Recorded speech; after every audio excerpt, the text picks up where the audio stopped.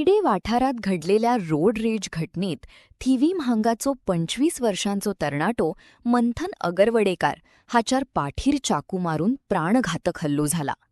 या घटने उपरांत म्हापसा पोलिसांनी रोखडीच पावलं उखलत अवघ्या काही वरांच्या भितर मूळ महाराष्ट्रातल्या सूरज कासबे वय 28 या आरोपीस ताब्यात घेऊन ताका अटक केली.